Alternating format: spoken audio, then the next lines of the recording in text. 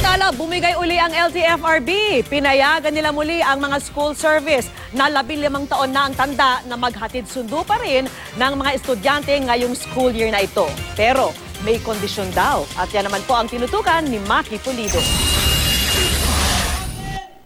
Ang ating pang pinaglaban na kahilingan na isang taong moratorium ay ating pang napagtagumpayan!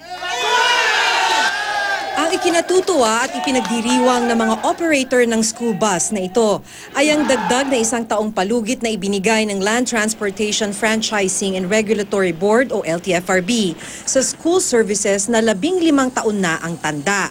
Ikalawang extension na ito mula nang ilabas noong 2013 ang Memorandum Circular upang ipag-phase out o alisin sa lansangan ang mga lumang school service. It's not a question of blinking, but it's a question of balancing the interest of the parents, of the students, of the school transport operators.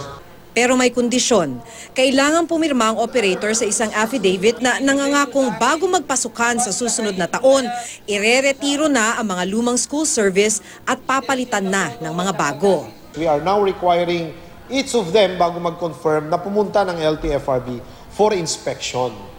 Dala-dala nila yung kanilang, as we said, yung kanilang affidavit of undertaking. Yung pipirma na yan, titignan muna natin kung ano yung hindi naman tayo basta-basta pipirma ron.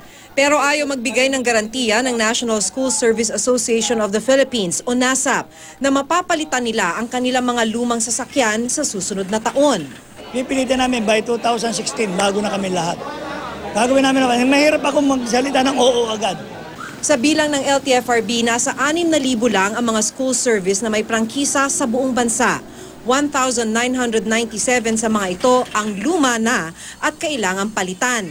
Kaya sabi ni Hines, kung higit sa 6,000 ang miyembro ng NASAP, ibig sabihin lang, kolorum na ang iba at ang mga ito ay mapapabilang sa isasagawa nilang crackdown. They should not apply the route as a school service kung wala naman silang franchise. Mas marami pa doon ang 15 years old.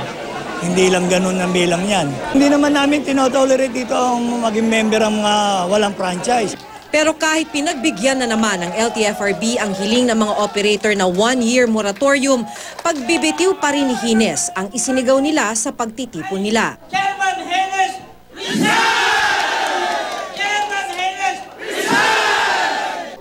Sagot naman ni Hines, taktika lang umano ito ng mga ayaw sumunod sa patakaran ng LTFRB. Maki Pulido, nakatutok, 24 oras.